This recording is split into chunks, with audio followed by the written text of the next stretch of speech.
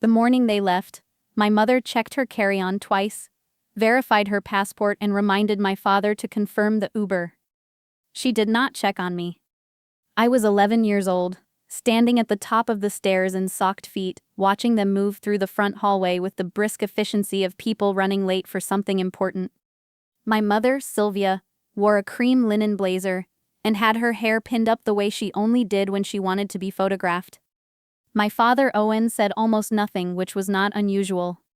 He existed in our house the way furniture exists, present, functional, easy to overlook. Before she walked out, my mother set two things on the kitchen table: a folded pair of $10 bills and a silver credit card still sealed in a small paper sleeve. $20 for the month, she said. The card is for emergencies only. Don't be reckless with it. Then she wheeled her suitcase through the door, and my father followed, and the lock clicked behind them. I stood at the window and watched the rideshare pull away from the curb. I waited 5 minutes, the way you wait after a noise in the dark, to be certain. They didn't come back. We lived in a beige colonial on a cul-de-sac in a suburb of Columbus, Ohio. The lawn was edged every 2 weeks by a service my mother paid for but liked to imply she managed herself. She had nearly 9,000 followers on a lifestyle account where she posted Sunday dinners, seasonal table settings, and photos with captions like "so grateful for this little life." If you scrolled far enough back, you'd find photos of me toddler age useful for the aesthetic. By the time I was 8 or 9, I'd been quietly edited out. She said I didn't like being photographed. I'd learned not to argue with her narration of my own preferences. My father worked long hours in municipal contracting. He came home tired, ate what was on the table, and treated silence like a courtesy he was extending to everyone. He wasn't unkind. He was simply absent in a way that had nothing to do with geography. I'd been making my own breakfast since 2nd grade. I signed my own field trip forms. I was, as my mother liked to tell company, remarkably self-sufficient for her age. She said it with the mild pride of someone describing a low-maintenance houseplant. I thought this was ordinary. I thought every child learned early to take up as little space as possible, to be grateful for attention rather than expect it. I did not yet understand that I was being prepared very efficiently to be left. 2 weeks before their departure, my mother called me to the living room and told me about Europe the way someone announces a schedule change: Paris, then Rome, then a Greek island whose name she mispronounced. 1 month. You're old enough to manage, she said. You've been doing it half your life already. My father stood by the sliding door to the backyard, his back to both of us. I asked who would stay with me. She looked at me the way she looked at autocorrect errors, brief irritation quickly suppressed. No one, she said. You know how to take care of yourself. That's the whole point. The credit card, I would discover 3 days into their absence, had never been activated. I found this out standing at a gas station register with a bottle of juice and a can of soup, listening to the cashier's flat voice. I put the juice back. I kept the soup. $20. 30 days. I did the arithmetic walking home. 66 cents per day, rounded up. I went to the grocery store and stood in the dry goods aisle with the calculator app open, moving my lips.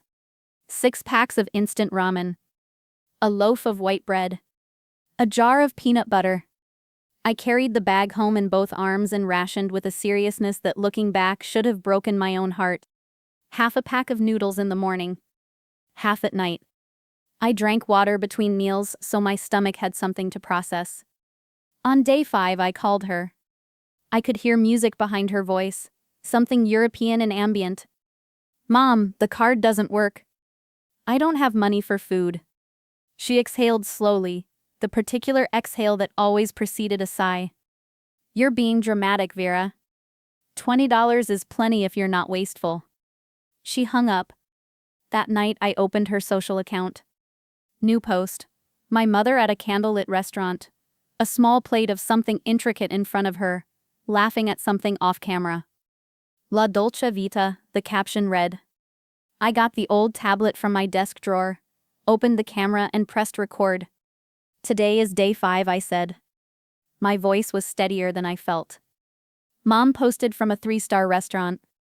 I ate half a pack of ramen. I kept going. My neighbor, Mr. Desmond Fife, was 72 and had lived in the yellow house beside ours since before my parents bought theirs. He walked with a slight limp and kept a cat named something I could never quite catch. He noticed the empty driveway on day 7, knocked on my door with the careful knock of someone who already suspects the answer. I wanted to say everything was fine. I was pale and my lips were dry and I hadn't slept well in a week. And he was looking at me with the patient attention of someone who had seen things before. "Would you like to come over for dinner?" he said.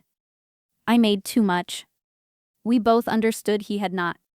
I ate spaghetti at his kitchen table that night, and told him the truth because I was too depleted to construct a lie. He listened without interrupting. Afterward, he sat back and said quietly, "I won't call anyone yet.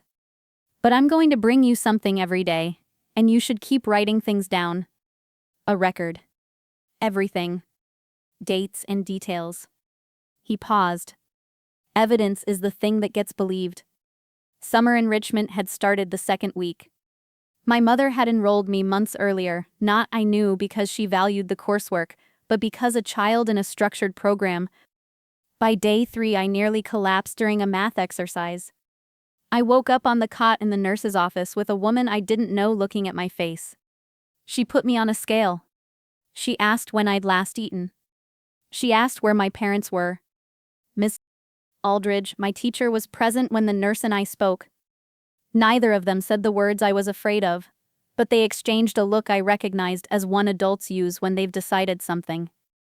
"I see you, Miss," Aldridge said, simply, after everyone else had stepped out. "That's all. I just want you to know that." I hadn't cried in 2 weeks. I did not cry then either. But something in my chest loosened slightly, like a knot that had been pulled too tight. My mother called that evening. I heard the school contacted someone. "What exactly did you say?" I told her I hadn't said anything. "You're embarrassing this family," she said, voice dropping to the register she used when she wanted to be taken seriously. "If you breathe one word to anyone, a teacher, a neighbor, anyone, I will put you in boarding school when I get home. You will not be living here. Do you understand me?" I said yes. I hung up. My hands were shaking. I opened the tablet and pressed record.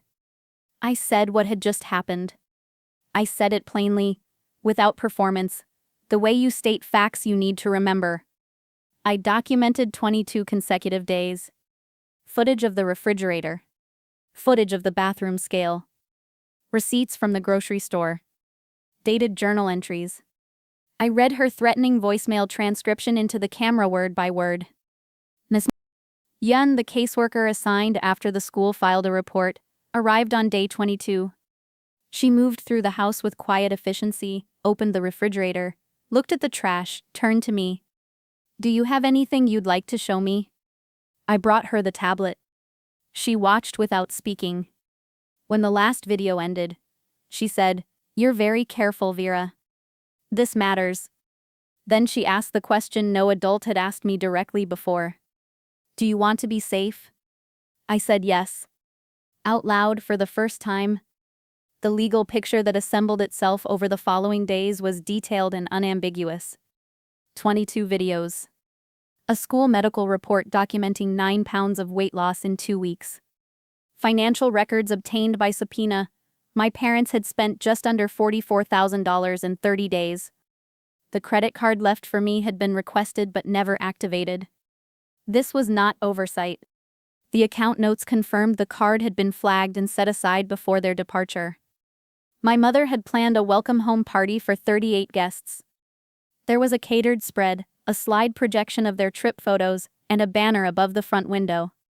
She was mid-conversation, holding a glass of something sparkling, when the doorbell rang. She opened it with the smile already arranged on her face. Miss Yoon stood on the porch with 2 officers behind her. Someone in the living room said, "Oh, 1 syllable, nothing else." The music kept playing for a moment before someone cut it.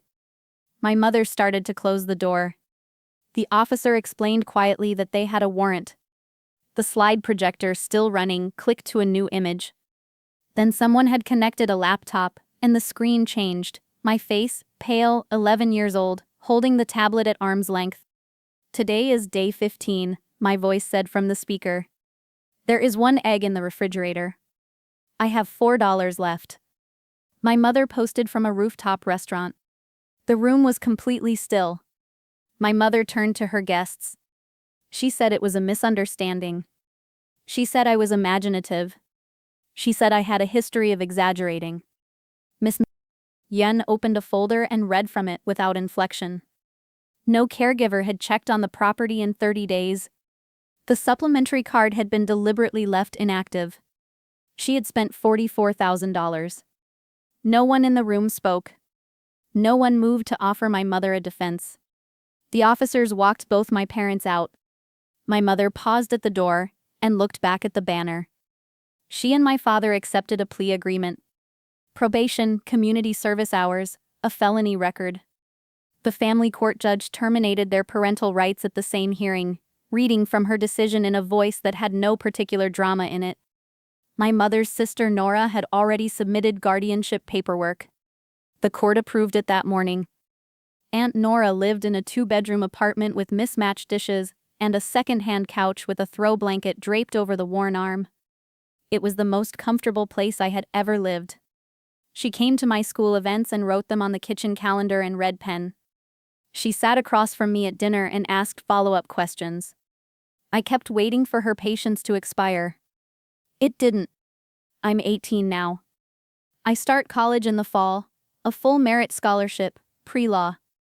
I found 2 letters in my desk last week, both from my mother, forwarded through the court system. She said she was in therapy. She said she understood what she had done. She said she was proud of me, and then to her credit, acknowledged she had no standing to be. I read both letters in full. I put them back in their envelopes. I haven't written back. I'm not sure whether I will. But the decision is mine, which is something that took me years to understand I was allowed to have. She left me with $20 and a card she knew wouldn't work. She calculated that love and obedience would be enough to keep me quiet. She was wrong about all of it. Have you ever been told in 100 small ways that your silence was the price of belonging, that speaking up would cost you more than suffering quietly? I'd like to ask you what you did with that.